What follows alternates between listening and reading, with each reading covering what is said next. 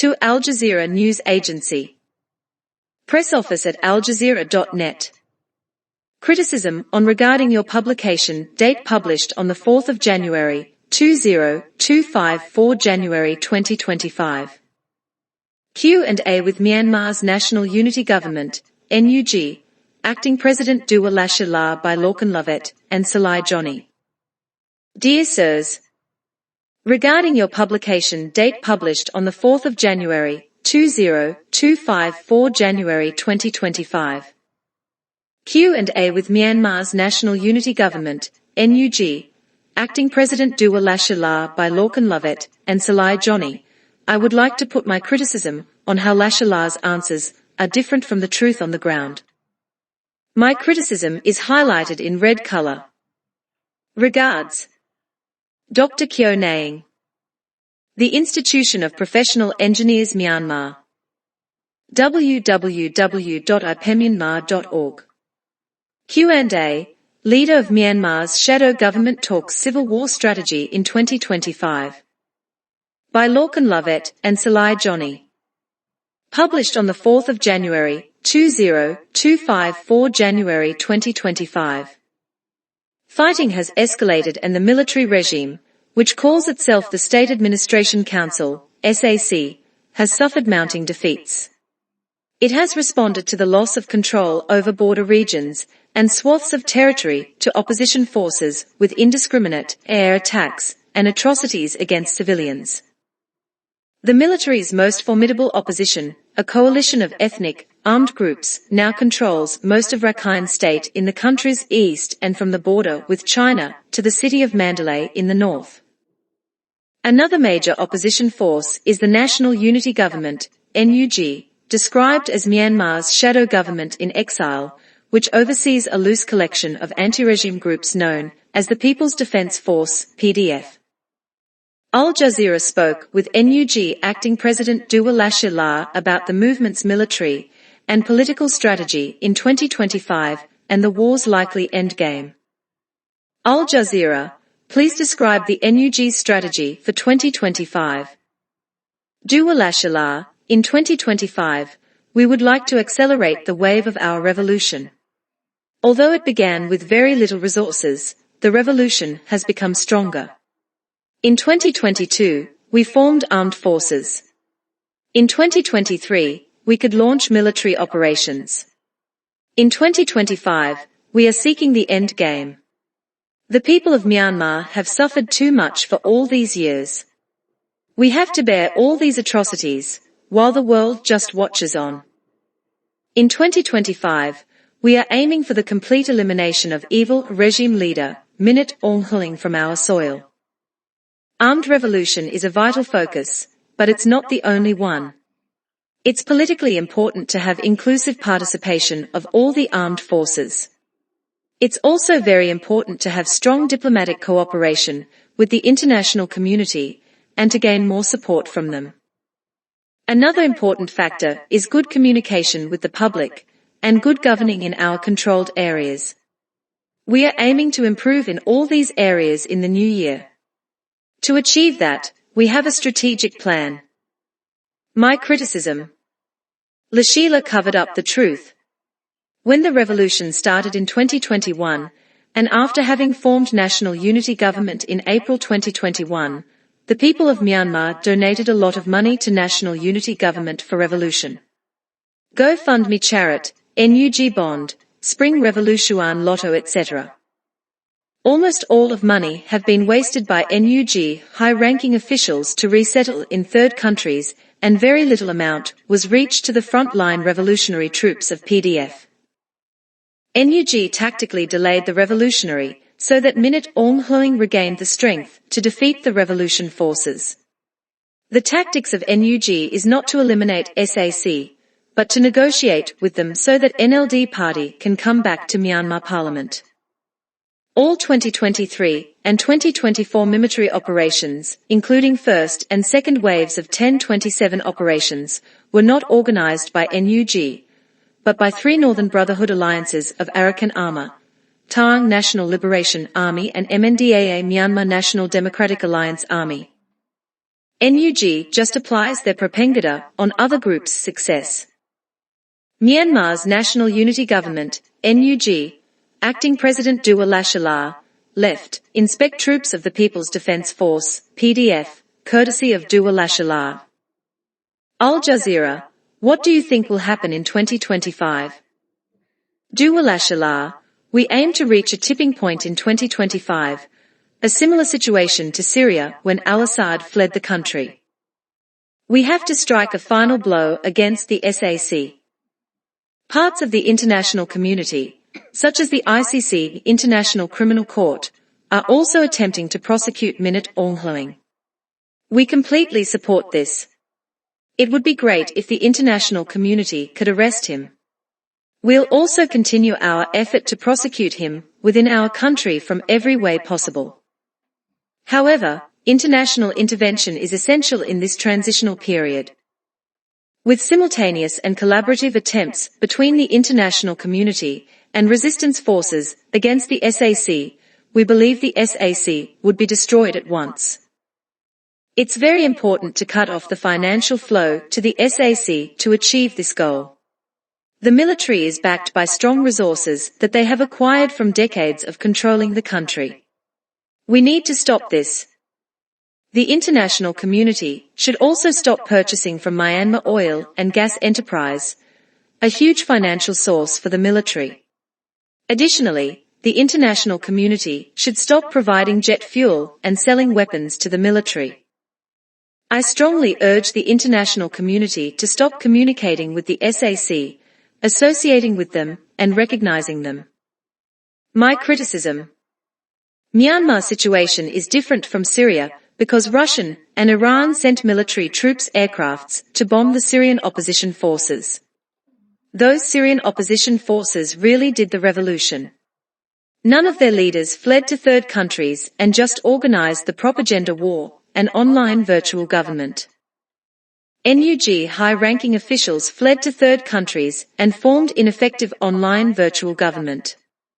Under the name of revolution, they have enriched themselves as well as their relatives. They are more like to the corrupt Afghanistan politicians who fled Afghanistan with millions of dollars of AIDS money by leaving the people of Afghanistan in the hands of Talibans. They wanted to show Myanmar will also be the next country to overthrow the dictator after Syria, but what the NUG has done is totally different from Syrian revolution forces, but similar to corrupt Afghanistan politicians. They are just seeking the chance to get their political power by very smart, shortcut and bypass way by using the efforts by the others as their stepping stone to get their political power again in Myanmar. Al Jazeera, does the NUG consider itself a leader of the nationwide revolution? Duwa Lashi, the NUG is at the front line of the revolution, as the people of Myanmar elected us to lead it. The international community needs to recognize this mandate. Although certain ethnic resistance organizations, EROS, don't exactly recognize the NUG as a central government, we are performing as one. We are also in consultation with various ethnic armed groups. Some EROS see the NUG as a common, central body that they support. So, our duty is to fulfill this role. That is why we cannot lose this revolution. My criticism: it is absolute lie. Among over 500 elected members of parliament, only a handful of group calling CRPH, Committee Representing Pyadong Suhlato, or Committee Representing People Parliament organized Zoom meeting to form the group, naming themselves as they represent all elected MPs, then formed the government by organizing those who are seeking the opportunities. People of Myanmar have absolute hopeless, and did not want to be under the military boots again. This was why they voted for National League of Democracy Party, but NLD has no capability to deter the military to take the state power again. Because it has already purged and depressed the efficient and effective politicians and intellectuals in leadership role. Instead of making alliance with EROS while their time as government, they just support military that has occurred Rakhine War and Rohingya genocide. Those Myanmar people who lacked the leaders supported NUG so that NUG, who is not composed of true political leaders and revolutionists, but with opportunists, got the chance to misuse people money in through self-enrichment, but not in revolution. Aljazeera, recently you called for the return of NUG ministers to Myanmar. The public welcomed this call. Have any returned yet? Duwa Lashi, our policy is that the revolution should not become stuck. There must be progressive changes within our movement. This is the time for NUG ministers to live with the people on the ground, share the struggle together, and feel the good and the bad of what people experience. That is why I have urged ministers to return to the country. As this is an important issue, we have been discussing it within the ministerial committee, exclusively comprising all ministers, for about 2 months now. Certain plans have been laid down by the committee regarding this issue. Some ministers in the committee pledged to come to the front line. My criticism: Lashi is just covering up the wrongdoing of his ministers, who enjoy the rich lives in third countries by misusing people money. He himself can no longer keep quiet and ignore the true situations in Myanmar. Very sure that his ministers in third countries will not return to Myanmar, but to disappear with millions of money stolen from people revolution funds.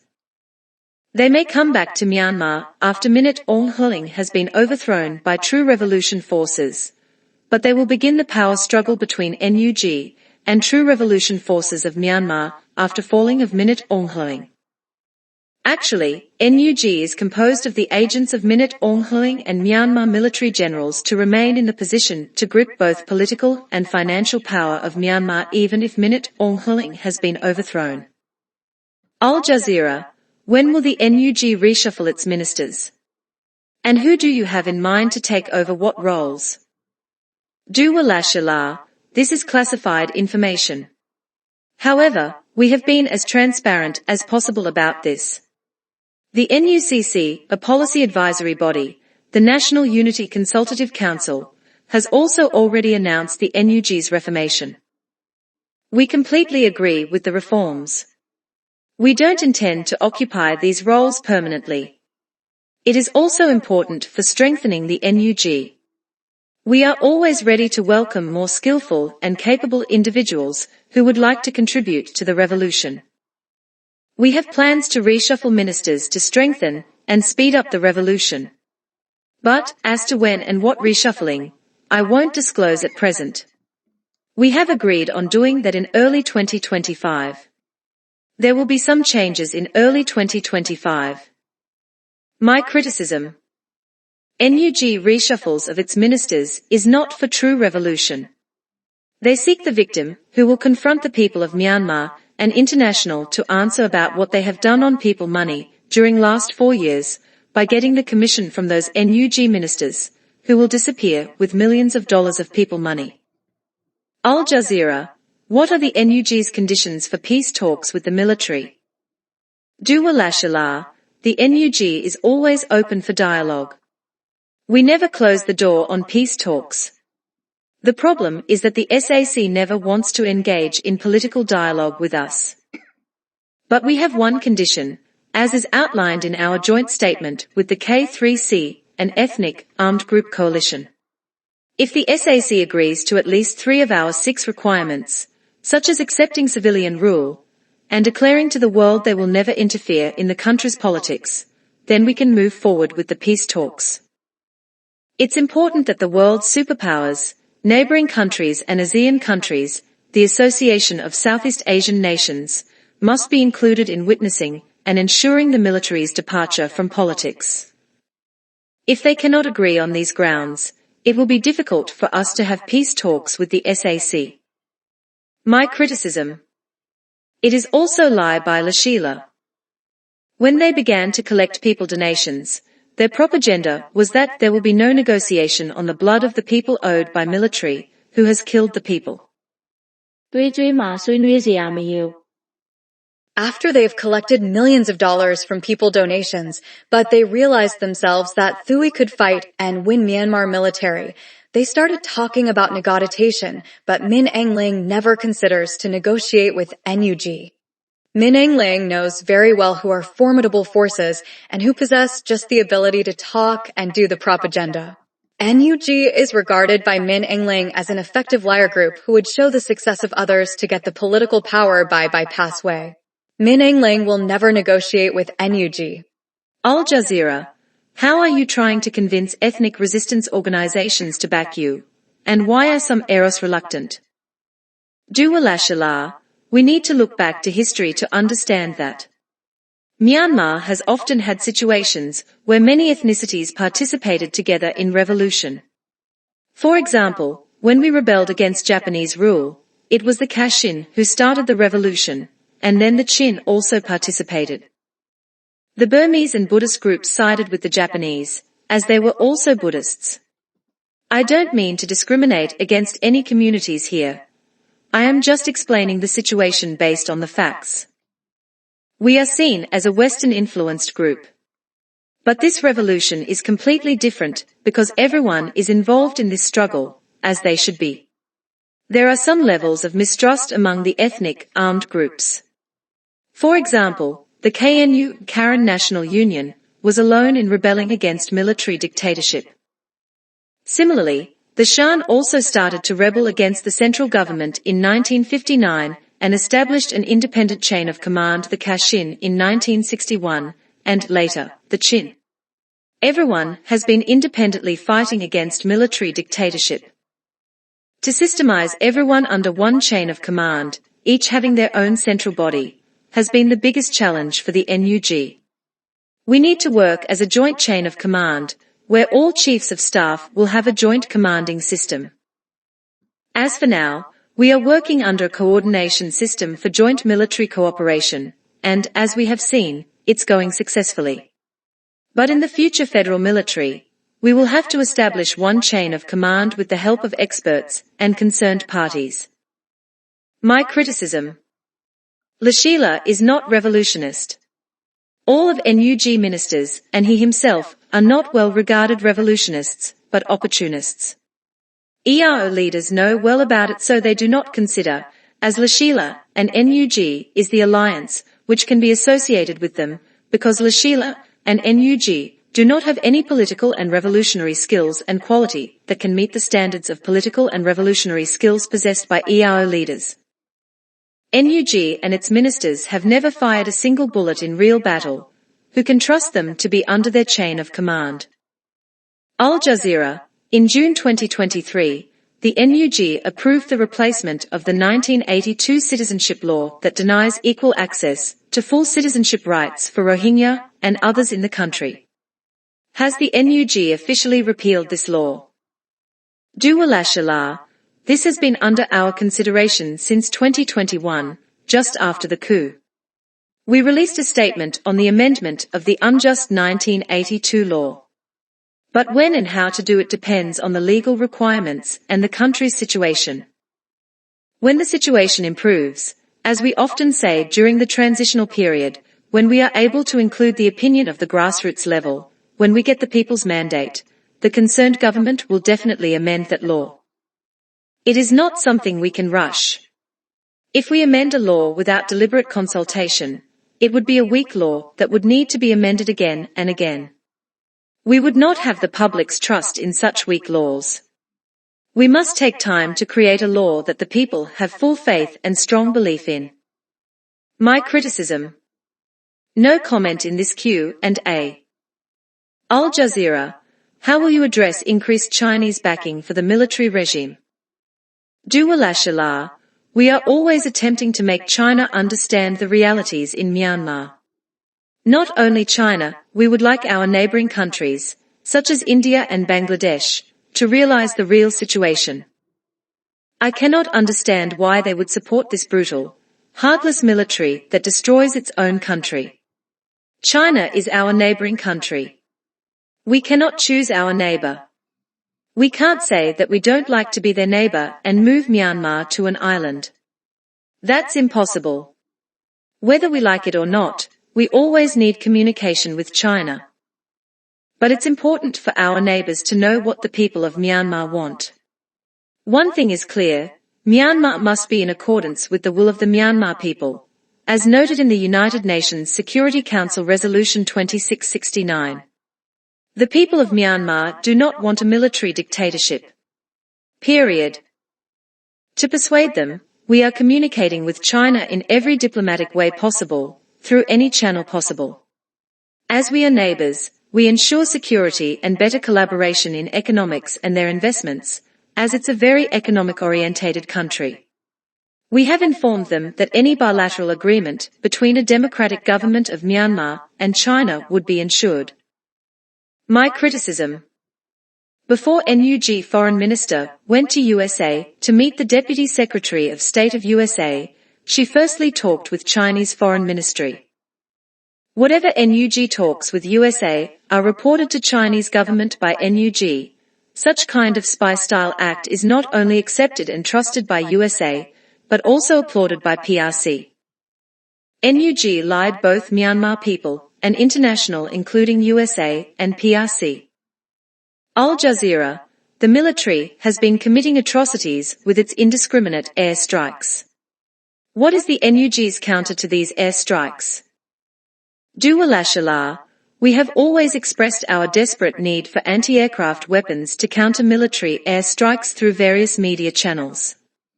Ordinary weapons have been unable to take down the regime's highly modernized Russian-made jet fighters. We really need effective weapons, like anti-aircraft missiles. But there are many limitations to obtaining such military weapons. It's possible if there's a will. Take Ukraine, for example. We are confident to take the whole military down within 6 months if we are provided with such weapons. If we could ever get support like Ukraine, this struggle would end immediately.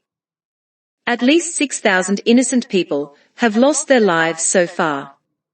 Hundreds of thousands of civilian homes, religious buildings and schools have been destroyed, and these atrocities are mainly because of the air strikes.